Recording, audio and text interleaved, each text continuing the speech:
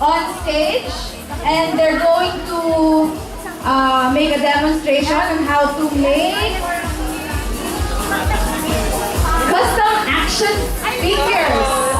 Yun. So we have them on stage. So, yun po. Hello. Yeah. Good afternoon po. My name is David from D-Works Custom. And we're here today, me and my brother. We're going to discuss how to make your own custom action figure. Basically, wala naman mahirap. All it takes is a little patience, cutting practice, and some heart. So, since nandito lang naman, basics lang talaga, pwede ako I'm going to give basic details on paano mag-start customizing your action figures. Starting with basic figure preparations. We're going to go with sanding, heat pop locks, and basic painting. Para lang pumatik yung paint ng action figure. So here, I have some samples. Slave. Okay, here are some samples that I've made. This is Nick Fury. So as you can see, there's no Nick Fury made like this. It's made of combination parts. Punisher, random Nick Fury head, and skull. So also kasama sa akin figures yung sculpting. Also, you can create action figures from scratch using random WWE figures, mura. Yung iba tinatapon lang so you can scrape them off and you can make your own accessories using random home objects. The Luke Cage. So everything you can sculpt it as well. And this is a random repaint. So also repaint is part of being a customizer, repainting figures. So this is the normal Marvel Legends Destroyer. And as you can see, medyo yung factory paint parang basta lang ginawa. So I opted to paint it and give it some more shine. So para siyang titira pa lang. And one of my favorites, Deadpool. So his head is recasted, half recasted, half sculpted. And he has his own sword. And mini Deadpool. MU. Okay, so let's start. Basically for action figure customizing, you will need a base figure. Base figure like this. Sobrang cheap, sobrang common. And then all you need to do, if you need to remove parts, do not force them kasi mababali. Yeah, do not force them. What I do, there's two types of technique. One is you boil water, yung pagka medyo mainit pa lang, dip yung required parts na gusto mong maalis. Dip it for 3 minutes, I guess. That should be enough and that will come out easily. Dali nang alisin. Same goes with other parts and then you can mix and match and you can make figures like this one. So mix and match.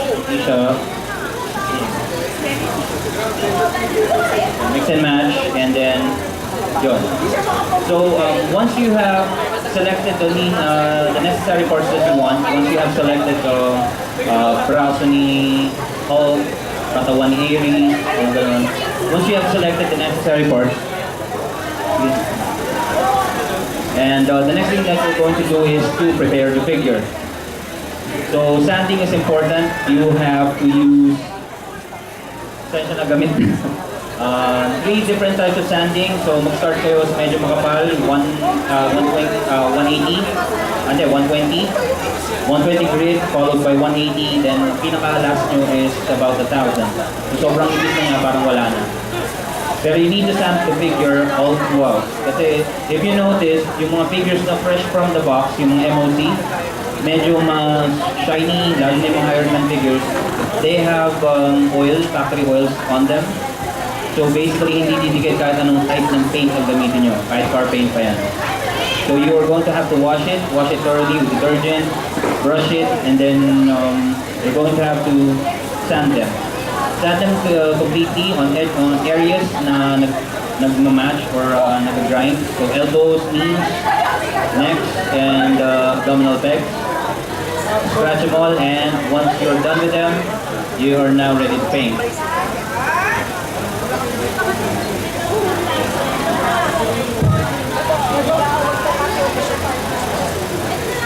Ito mga pala. So I'm going to give this later on as a raffle. Games. This is one of my custom Wolverine. He's already in Figure Realms if you would like to check him out. So it's a random fodder pieces, as in binuo ko lang to galing sa pira-pirasong part. Scarecrow, yung ulo niya galing sa Wolverine na chop off, so nilagyan ko ng balbas. Tapos Black Panther, Moon Knight, Punisher, and Sinister and all that. And real steel claw. So later on, before I end, I'm going to give this away. So, a simple question lang naman. Just for the sake of it. Yun. So, okay. So, figure preparation, heat, pop lock, removing the heads, scratching the, preparing the elbows and all that. Now, next that you need to do is to prime your figure. You cannot simply paint the figure with the colors that you want. First thing that you need to do is you need to prime them. So, example ko to.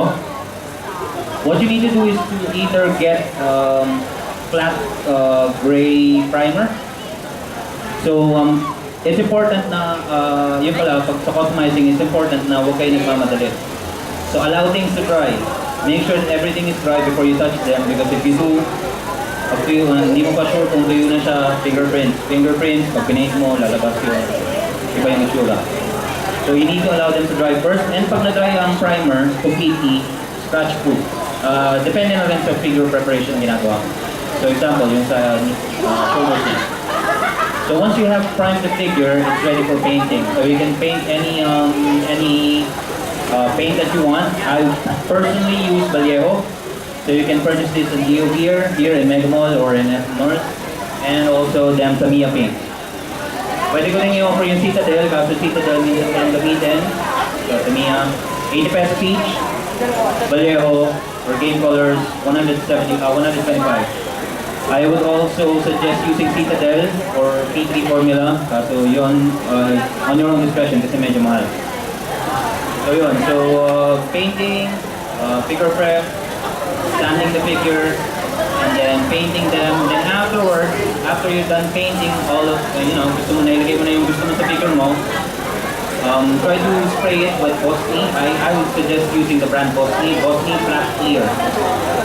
So about this layo, ganito yung layo, so that should be enough, and again allow it to dry completely. Once it's dry, you have a great color tone figure and nagpapantay-pantay siya. And it also removes some other areas wherein you touched and there's figures. So, yun. You can use anything, so yung mga nabibili lang sa kung saan chains, like the chain over here, and all the other here. Important if you're planning to be a customizer, or just for the sake of it, hobby, gusto nyo lang siyang gawin. It's a perfect way to unwind para sa akin, kasi nakaka-enjoy yung nagpe-paint ka lang kaysa para sa akin, gusto nyo ba? Tapos, you can use any materials. So, pag pinaklas ka dito, iniwan mo, it's important not to throw away your colors. Basta huwag nyo lang itapon lahat ng mga alam nyo magagamit pa in the future. Or kahit hindi nyo pa alam nyo magagamit, magugulat kayo kung yung 2 months from now magagamit nyo pala. So, yun. Sculpting medium. I use Procreate. Discovered this by following my mentor, one of my idols, Mike De La Paz, one of the greatest customizers in the Philippines, and also Eddie Grace Customs and CNEP or Dennis Mendoza. I use Procreate for sculpting hair, and I use the ever so normal aqua stuff or your water stuff. Just make sure that after you mix them, leave them lying around for 5 to 10 minutes. Huwag yung pagkahalo nyo, gamitin nyo agad. It's different from doon sa medyo mas mahal ng mga brand, Procreate, which you can buy in neutral ground, 500 a piece. At ito, pagkahalo nyo natin automatic, pwede nyo nang gamitin. As allow it to dry. Mas maganda dito kasi pwede nyo i-rearrange yung ratio, pwede nyo gawing rubbery, pwede nyo gawing hard. And then that's just about it, I guess. So, basics. Everything basics. The rest, you will have to research on your own and practice. So, pagka yung gusto nyo talagang ginagawa nyo, it will come out smoothly. Yun. So, does anyone have any questions for me? Great. Okay, now for my simple, lahat ng mga toy aficionados na meron tayo dyan, I'm giving this away. It's one of my custom Wolverines. It's completely made out of powder. It's in figure realms if you would like to check it out. Ayaw nyo lang tumayo kasi walang base. Pero this is not kid friendly as well kasi matalas yung kuko. But I'm giving this away and I just have one simple question. Sino?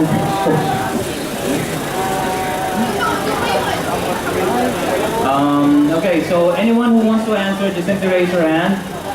And if we got it correct, then yeah. Okay, so Wolverine has a son. Wolverine has a son. I would like to know if anyone knows his name. Yes, sir. Complete name, please.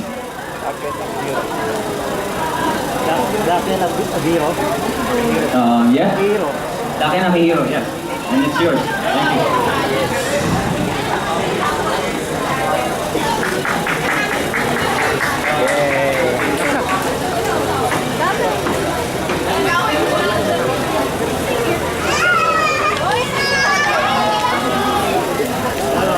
Okay, I think that's just about it. That sums it up for my super basic custom tutorial. This everything basic. Again, if you would like to know more, I'm open to answer any of your questions. Feel free to add me on Facebook. It's DWorks, D-Spaceworks, WORX, Space Customs, and let's be friends and let's share ideas. Yan po. Thank you.